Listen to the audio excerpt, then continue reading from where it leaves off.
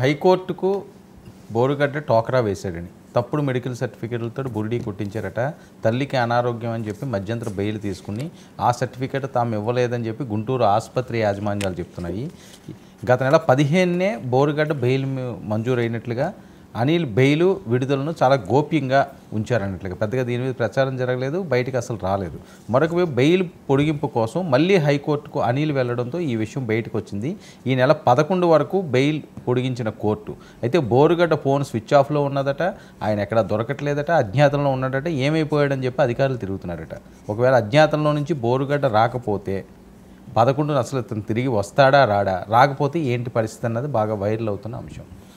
నేను ఇందాకే చెప్తున్నాను కదా, మేము అది చేసాం ఇది చేసాం చాలా చెప్తున్నారు, రెడ్ బుక్ అది ఇది అన్నారు, కానీ నిఘా వైఫల్యం అనేది స్పష్టంగా కనిపిస్తుంది. మీతో సహా మొత్తం మీడియాలంతా ఫోకస్గా ఉండి కొద్ది రోజుల పాటు పతాక శీర్షికలోకి వచ్చినటువంటి బోరుగడ్డ అనిల్ బెయిల్ తీసుకున్నాడని కానీ, బెయిల్ మీద వచ్చిన అనిల్ ఎలా ఉన్నాడని కానీ కనీసంగా పోలీసులు నిఘా వీళ్ళు అసలు ఆ విషయం దృష్టిలో లేకపోవటం, బహుశా సంతకం పెట్టడం లాంటి కండిషన్స్ కూడా పెడతారు. ప్రతి సాయంత్రం వచ్చి ఇక్కడ సంతకం పెట్టాలి, లేదా శుక్రవారం పెట్టాలి, ఇట్లా ఏదో కండిషన్ కూడా పెట్టి ఉండాలి. 15 అంటే ఇప్పటికి దాదాపు 3 వారాలు అయింది కదా. మరి ఇవన్నీ ఏం జరిగాయి అనేది దీని మీద సమగ్ర దర్యాప్తు జరపాల్సిన అవసరం ఉంటుంది. ఇంకా రెండవది, మళ్ళీ బెయిల్కి వెళ్ళినప్పుడు ఆ పాతది వచ్చింది. సో ఆయన నిజంగా తల్లికి అనారోగ్యంగా ఉందా లేదా, ఉంటే మరిన్ని రోజులు పొడిగించాల్సిన అవసరం ఉందా లేదా తెలుసుకొని చెప్పండి అని కోర్టు ఆదేశము కోరి ఉంటుంది. వాళ్ళు వెళ్ళినప్పుడు గజం మిథ్య, పలాయన మిథ్య అని, ఆసుపత్రి మిథ్య, అక్కడ చేర్చడం మిథ్య అని వాళ్ళకి నివేదిక వచ్చింది అంటున్నారు. అంటే ఆసుపత్రిలో చేరలేదు. సరే, చాలాసార్లు నిందితులు బెయిల్ కోసమో తప్పించుకోవడానికో మళ్ళీ ఆయన మధురవాకులు మనం వినాలంటే వద్దులే, ఎందుకు వచ్చిన గొడవ కానీ. బట్ ఎక్కడున్నాడు నిజంగా, మరి ఆయన మీద ఎందుకు అంత నిఘా వేయలేదు? ఆయన ఇదైపోయింది అదైపోయింది అని చెప్పిన వాళ్ళు పోలీసులు. మూడోది, బెయిల్ వచ్చితే కూడా రహస్యంగా ఉంచడం ఎలా సాధ్యం అసలు వ్యవస్థలో? బెయిల్ ఇవ్వడము, బయటికి పంపడం అనేది ఒక్క పోలీసులకు సంబంధించింది కాదు, కోర్టుల యొక్క ఆమోదము, కోర్టులు చెప్తేనే కదా ఇవన్నీ సాధ్యం. కాబట్టి నిజంగా ఇది ఒక పెద్ద క్రైమ్ స్టోరీ కిందే దీన్ని మనం చూడాల్సి ఉంటుంది. ఏం జరిగింది, ఎలా జరిగింది. లేదు రేపు ఆయన వచ్చి ఇంకోటి కూడా ఉంది. మామూలుగా బెయిల్ వచ్చిన తర్వాత నమస్కారం పెట్టి పోవడమో, మీడియా కోసం కనబడడమో, లేదా కుటుంబం ఏదో ఒకటి జరుగుతుంది. మామూలుగా బయటకు వచ్చాక మొదటిగా ఏం చేశారు అనే దాని మీద అవేమీ జరగలేదు. కాబట్టి అసలు ఈ కథనానికి ఉన్న లోతుపాతులు ఏంటనేది కూడా మనం చూడాలి. ఇప్పుడు కోర్టు మళ్ళీ బెయిల్ పొడిగిస్తుందేమో అని చెప్పారా? అవును, కోర్టు మళ్ళీ బెయిల్ ఇవ్వకూడదు, పొడిగించకూడదు అనే కోణంలో కూడా ఇలాంటి వాదనలు కథనాలు వచ్చాయా తెలియదు. పోలీసులే దీన్ని, ఒకటి పోలీసులు చెప్పాలి, 2 కోర్టు చాలా నిర్దిష్టంగా డైరెక్షన్స్ ఇవ్వాలి. కోర్టు ఏం చేస్తుందంటే 11వ తారీఖు వరకు పొడిగింపు ఉంది కాబట్టి 11 ఆయన హాజరవుతాడా లేదా, 11 ఆయన హాజరు కాకపోతే ఆయన పరారీలో ఉన్నట్టు, తప్పించుకుపోయినట్టు. అప్పుడు ఆయన ఒరిజినల్ నేరం కంటే ఇది ఇంకా పెద్ద నేరం అవుతుంది. అది కూడా హైకోర్టు కదా, అనుమతి తీసుకొని బెయిల్ మీద వస్తానని అక్కడి నుంచి కూడా తప్పించుకొని పోతే అది మరింత పెద్ద నేరం అవుతుంది. మరి నిజంగా అవన్నీ ఏమేమి జరిగాయి అన్నది పోలీస్ వెర్షన్ ఏంటో మనం పోలీసులో ఒక జవాబుదారీగా చెప్పాల్సి ఉంటుంది. అవును, ఎవరు కూడా దీని పెద్ద విప్పట్లేదు. కాబట్టి ఇదంతా కొంచెం ష్రౌడెడ్ అండ్ మిస్టరీ అంటారు చూడండి, ఒక నిగూఢ వ్యవహారం లాగా ఇది జరుగుతుంది. దీని లోగుట్టు ఏంటి, లోగుట్టు పెరుమాళ గారిక అన్నట్టుగా లోగుట్టు పోలీసుల గారిక వాళ్ళు చెప్పాలి.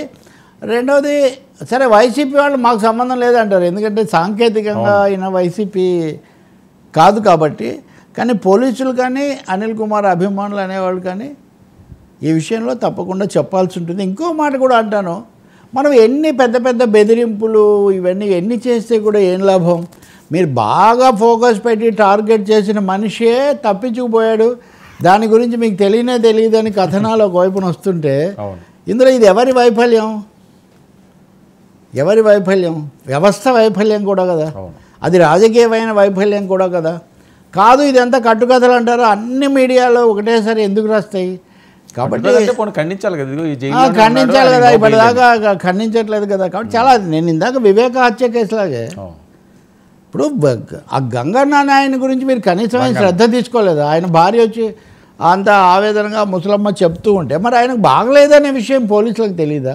ఇప్పుడు నేను మీ దగ్గరికి వచ్చి రోజు మాట్లాడుతున్నాను, మీతో టచ్లో ఉంటానంటే నేను వచ్చానా లేదా, ఊర్లో ఉన్నానా లేదా మీరు తెలుసుకుంటారు కదా. మరి అది ఎందుకు జరగట్లేదు అంటే పోలీస్ వ్యవస్థ గురించి ఇక్కడ ఒక సందేహం కలుగుతుంది.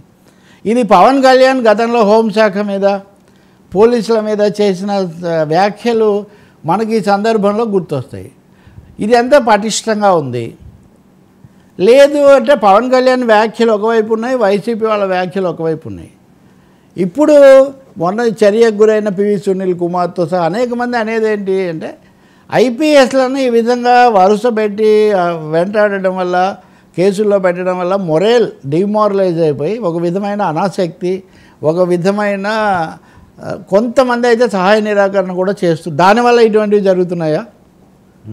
ఈ ప్రశ్నలన్నిటికీ కూడా మరి హోంమంత్రి లేదా ఇంకెవరైనా సమాధానం చెప్పాల్సి ఉంటుంది. మూడవది వైఫల్యం ఎవరిది?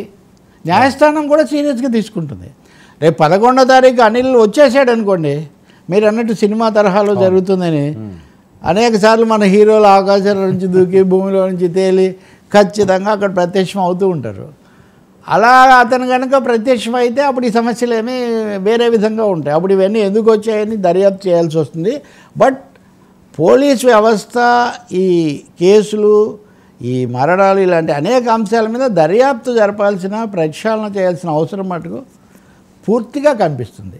ఐఏఎస్ ఐపీఎస్ సిస్టమ్స్లో నెలకొన్నటువంటి ఈ సమన్వయ లోపం, సమర్థత లోపం మీద కూడా దీనికి కారకులు ఎవరు, కారణాలు ఏంటి అనేది కూడా చూడాల్సి ఉంటుంది.